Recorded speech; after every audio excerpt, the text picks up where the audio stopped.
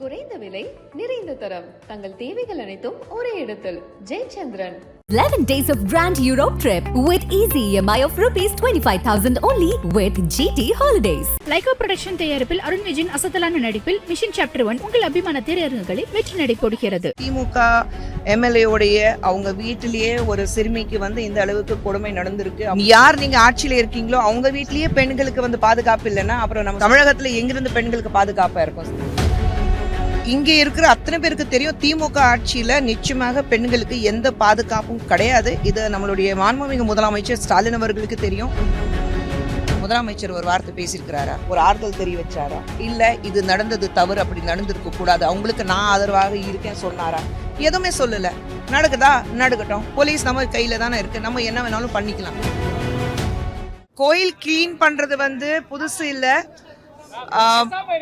ஒவ்வொரு இடத்துலையும் நம்ம பகுதியில இருக்கிற கோயில்கள் நம்ம சுத்தம் பண்ணால நம்மளை பார்த்துட்டு இன்னொருத்தர் வருவாங்க, கோயில் சுத்தம் வைக்கணும்னு ஆசைப்படுவாங்க.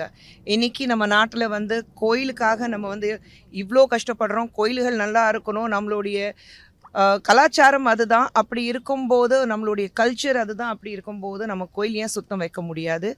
ஸோ பிரதமர் மோடி அவர்கள் இது ஆரம்பித்து வச்சாரு. ஸோ ஸ்வச்ச பாரத் ஏற்கனவே இருக்குது, உங்களுக்கே தெரியும். நாடு சுத்தமாக இருக்கணும். இப்போ கோயில்கள்லேயே பல இடத்துல நம்ம அழுக்கு பார்க்குறோம். அதை சுத்தமாக வைக்கணுங்கிறதுக்காக இது ஆரம்பிச்சிருக்கோம். அண்ட் இன்றைக்கி நான் பண்ணுறேன்னா என்னை பார்த்துட்டு இது 4 பேர் இது பண்ணுவாங்க. ஸோ அவங்க பகுதியில் இருக்கிற கோயில்கள் எல்லாம் சுத்தமாக வச்சாக்கா நமக்கு ஒரு கோயிலுக்கு போகும்போது ஒரு மிகப்பெரிய நிம்மதி கிடைக்கும்.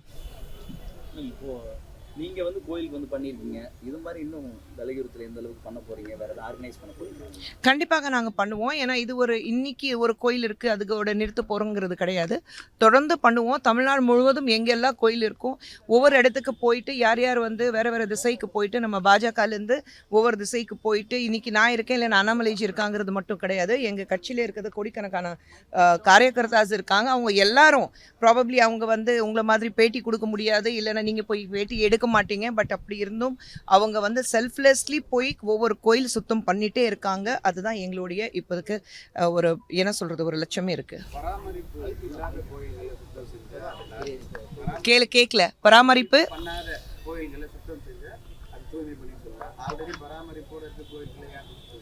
ஏன் எந்த கோயிலுக்கு இருக்கலாம்? ஏன் அந்த மாதிரி பராமரிப்பு இருக்கிற கோயிலுக்கு தான் போகணும்னா இல்லாத ஒரு இல்லையா? இப்போ நான் உங்க முன்னாடி சுத்தம் பண்றேன் இருக்கு. நீங்க என்ன பண்ணாலும் கொஞ்சம் அழுக்கு இருக்குல்ல.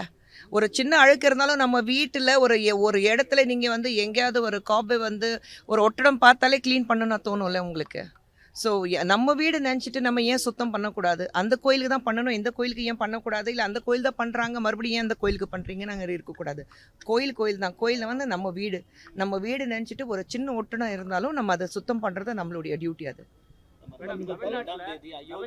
இருங்க ஒரு ஆமாங்க. இல்லை நான் பங்கு எடுக்கல, ஏன்னா நிறைய வேலை எனக்கு இங்கே இருக்குது. ஸோ நான் பங்கு எடுக்கிறதுக்காக ராமர் கோயிலுக்கு போகலை. ஆனால் உண்மையிலேயே நம்ம நாட்டில் பல ஆண்டுகளாக ஒரு கிட்டத்தட்ட 500 வருடங்களாக காத்துட்ருக்கோம் ராமர் மறுபடியும் வர மாட்டாரனா. இன்றைக்கி பிரதமர் மோடி அவர்களுடைய ஆட்சியில் இன்றைக்கி ராமர் மறுபடியும் ஒரு இடத்துல நம்ம பார்க்க போகிறோம். ஸோ ரொம்ப பெருமையாக இருக்குது, ரொம்ப சந்தோஷமாக இருக்குது. இந்தியா முழுவதும் இந்த ராமர் கோயில் பொறுத்த வரைக்கும் இது ஜாதி மதம் சம்மந்தப்பட்டது கிடையாது. இது முழுக்க நம்மளுடைய ஒற்றுமை காட்டுறதுக்காக தான் இந்த ராம் மந்திர் நம்ம சொல்கிறோம். அது இருக்குது. நீங்கள் அயோத்தியாலேயே பார்த்தீங்கன்னா ஹிந்து முஸ்லீம் இல்லை வேறு மதத்தில் சார்ந்தவங்க எல்லாரும் அவங்கவுங்க வீட்டில் விளக்கேற்றிட்டு ராமர் வர வைக்கிறதுக்காக காத்துட்ருக்காங்க. இந்தியா முழுவதும் மட்டுமல்ல, உலகத்துலேயும் நீங்கள் ஒவ்வொரு இடத்துல இந்தியர்கள் எங்கே வாழ்கிறாங்களோ அவங்க இதை கொண்டாடிட்டு இருக்காங்க. இது மிகப்பெரிய விஷயம் அவங்க பார்த்துட்ருக்காங்க. நேற்று என்னுடைய அத்தை பிரதமர் அவர்களை சந்தித்து ஒரு 92 வயது அவங்களுக்கு. ஆனால் பிரதமரை சந்திக்கணும் சொல்லிட்டு எங்கள் அத்தை பிரதமர் பார்த்துட்டு கிட்டத்தட்ட 10 நிமிஷம் அவங்க கை பிடிச்சிட்டு அவங்கக்கிட்ட பேசி அவங்களுக்கு ஆசீர்வாதம் கொடுத்துட்டு வந்திருக்கிறாங்க. ஏன்னா இந்த ராமர் கோயில் கட்டி இருக்கிறாரு, அதுக்கான அவங்களுக்கு நிச்சயமாக வாழ்த்து சொல்லணும் சொல்லிட்டு. ஸோ இந்த அளவுக்கு 92 வயதுலேயும் எங்கள் அத்தை போய் பிரதமர் அவர்கள் பார்க்கணுன்னா அப்போ மற்றவங்களை நினச்சி பாருங்கள் எப்படி. ஸோ ஒரு உண்மையான ஒரு தாய்மார்கள் மட்டும் இல்லை, பெரியவர்களுடைய ஆசீர்வாதத்தோடு தான் இன்றைக்கி பிரதமர் மோடி அவர்கள் இருக்கிறாரு. ஸோ இந்த ராமர் கோயில் பொறுத்த வரைக்கும் என்னை பொறுத்த வரைக்கும் இது நம்ம நாட்டுடைய ஒற்றுமை, நம்ம நாட்டுடைய செக்குலரிசம் காட்டுறதுக்காகனா ஒரு விஷயம் நான் பார்க்குறேன். தமிழ்நாட்டில் பெண்களுக்கு பாதுகாப்பு இருக்கா? எங்கே தமிழ்நாட்டில் பெண்களுக்கு பாதுகாப்பு எப்படி? பெண்களுக்கு பாதுகாப்பு ரூலிங் கட்சி இருக்குது உங்களுக்கு திமுக எம்எல்ஏவுடைய அவங்க வீட்டிலேயே ஒரு சிறுமிக்கு வந்து இந்த அளவுக்கு கொடுமை நடந்திருக்கு. அவள் வெளியே வந்து தனக்கு வந்து விழுந்த அடி பர்ன் மார்க்ஸ் எல்லாமே காமிச்சிருக்கா. அவங்க யார் நீங்கள் ஆட்சியில் இருக்கீங்களோ அவங்க வீட்லேயே பெண்களுக்கு வந்து பாதுகாப்பு இல்லைன்னா அப்புறம் நம்ம சமுதாயத்தில் நம்ம நாட்டில் நம்ம தமிழகத்தில் எங்கிருந்து பெண்களுக்கு பாதுகாப்பாக இருக்கும்? சர்வே எடுத்து பாருங்கள், உங்களுக்கு சர்வேலேயே தெரியும். விழுப்புரத்தில் வந்து நீங்கள் பார்த்தீங்கன்னா 2 பெண்கள் வந்து 2 குழந்தைங்க 10வது கிளாஸில் படிக்கிற பெண்களுக்கு வந்து ஒரு ஸ்கூலோடைய ஆசிரியரே வந்து தவறான முறையில் நடந்திருக்காங்க. எஃப்ஐஆர் ஃபைல் பண்ணலை, ஒன்றும் பண்ணலை. அவங்க எனக்கு ஃபோன் பண்ணி என்கிட்ட பேசியிருக்காங்க. நான் அதுக்கு என்ன நடவடிக்கை எடுக்க முடியும்னா அது பார்த்துருக்கேன், நான் பேசியிருக்கேன். ஸோ இந்த மாதிரி விஷயங்கள் அது அவங்களுக்கு போய் மிரட்டலெல்லாம் போகுது. நீங்கள் வந்து கேஸ் வாபஸ் வாங்கிக்கிங்க இல்லைன்னா மிரட்டுறாங்க. அப்படியெல்லாம் இருக்கும்போது பேரம் பேசிகிட்டு இருக்காங்க. அப்படியெல்லாம் இருக்கும்போது திமுகவுக்கு மட்டும் இல்லை, இங்கே இருக்கிற அத்தனை பேருக்கு தெரியும் திமுக ஆட்சியில் நிச்சயமாக பெண்களுக்கு எந்த பாதுகாப்பும் கிடையாது. இது நம்மளுடைய மாண்புமிகு முதலமைச்சர் ஸ்டாலின் அவர்களுக்கு தெரியும். கருணாநிதி அவருடைய பிரச்சனையை நீங்கள் பார்த்துட்டீங்க. இது எல்லாமே இருக்கும்போது அவர் எந்த வகையிலேயே வந்து ஒரு ஆக்ஷன் எடுக்க போகிறாரு? அவங்க கட்சியில் இருக்கிற வீட்லேயே உங்களுடைய எம்எல்ஏ வீட்லேயே ஒரு பெண்ணுக்கு இந்த மாதிரி ஒரு கொடுமை நடந்திருக்கு. முதலமைச்சர் ஒரு வார்த்தை பேசியிருக்கிறாரா?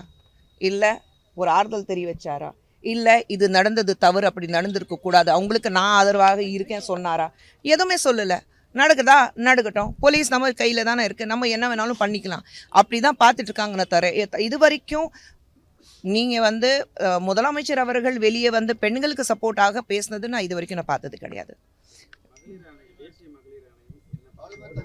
இது வந்து பாக்ஸோல தானே வரும், உங்களுக்கு சிறுமி தானே, மகளிர் இது தேர்ந்தெடுக்க முடியாது. ஸோ பாக்ஸோல வரும்போது நாங்கள் அதுக்கு ஒன்றும் பண்ண முடியாது.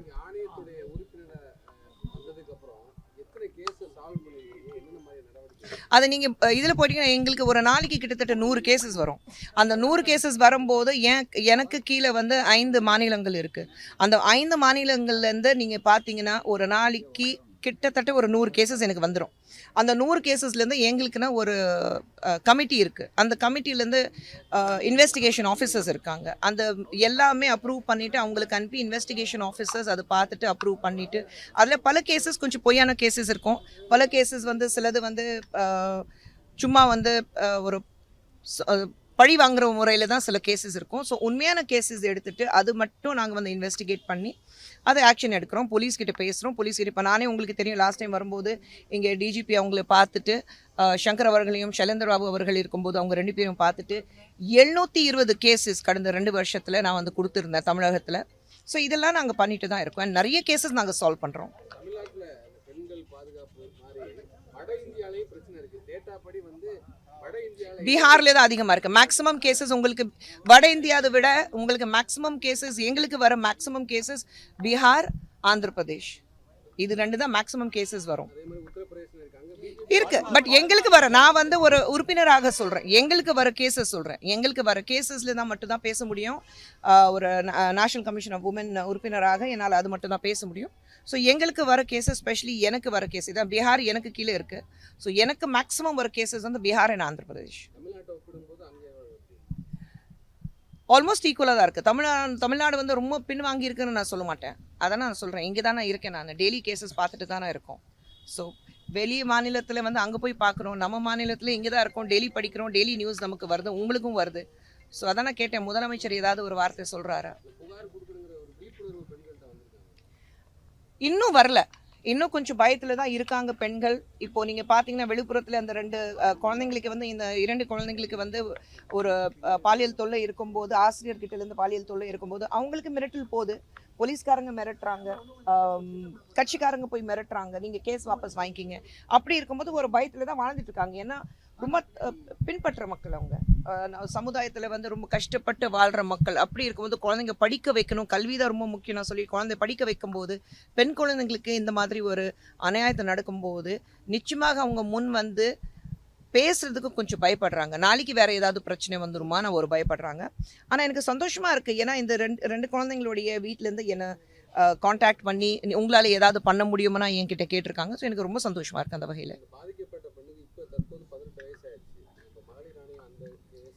கேஸ் வந்து ஒரு விஷயம் நீங்கள் தெரிஞ்சுக்கணும். ஒரு தடவை போலீஸ் ஒரு கேஸ் எடுத்துட்டுச்சுன்னா அப்புறம் ஒரு எஃப்ஐஆர் ஃபைல் ஆயிடுச்சுன்னா கமிஷன் உள்ள நுழைய முடியாது. வி ஹேவ் சர்டன் ரூல்ஸ், அந்த ரூல்ஸ் ஃபாலோ பண்ணணும். கேஸ் எடுக்கலைன்னா ஆணையம் வந்து முன்னாடி வந்து we have to take it forward and we have to tell the police நீங்கள் அந்த கேஸ் எடுத்துக்கணும். நிறுவனங்கள்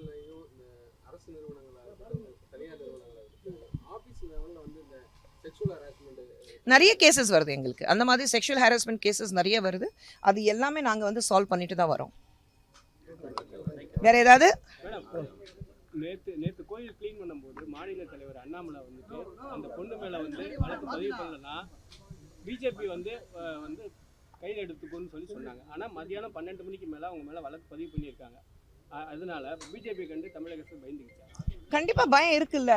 இன்னைக்கு பாஜக ஒரு காலத்தில் பாஜக சொல்லும்போது நீங்கள் யாருமே முன்னாடி வரமாட்டீங்க.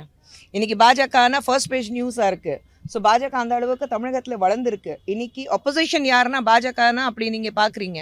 ஸோ இன்னைக்கு வந்து பாஜக அந்த அளவுக்கு வளர்ந்துருக்குன்னா நீங்கள் ஒரு பட்டியல் எடுக்கும்போது யார் எந்த தொகுதியில் யார் ஜெயிப்பாங்கன்னு பார்க்கும்போது அதில் பாஜக பேர் இருக்குல்ல. பல இடத்துல பாஜக வந்து ஈக்குவலாக இருக்குது. அப்படி இருக்கும்போது உங்களுக்கே தெரியும் we have grown. ஒரு மிகப்பெரிய இடத்துல வந்து பாஜக இருக்குது.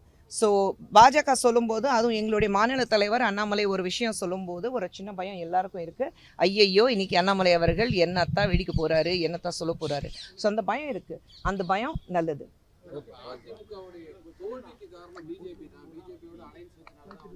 அலையன்ஸ் விஷயத்தில் நான் எதுவுமே பேச முடியாது. அது வந்து டெல்லியிலேருந்து பேசுவாங்க, இல்லைன்னா எங்களுடைய மாநில தலைவர் அண்ணாமலை. அதை நாங்கள் சொல்லிக்கிறோம். அது எங்களுக்கு பெருமையாக இருக்குது அதை சொல்லிக்கிறதுக்கு. அதான் சொல்கிறேன், அவங்கள பற்றி என்னால் பேச முடியாது. அந்த பொசிஷனில் நான் இல்லை. நான் கட்சி சார்பாக அவ்வளோ விஷயங்கள் பேச முடியாது. அது டெல்லியிலேருந்து பேசுவாங்க, இல்லைன்னா மாநில தலைவர் பேசுவார். மேடம், காயத்ரி ரகுராம் வந்து இப்போ அதிமுக போய் சேர்ந்துருக்காங்க. சரிங்க, அதுக்கு அதை பற்றி நீங்கள் என்ன ஒன்றும் நினைக்கல.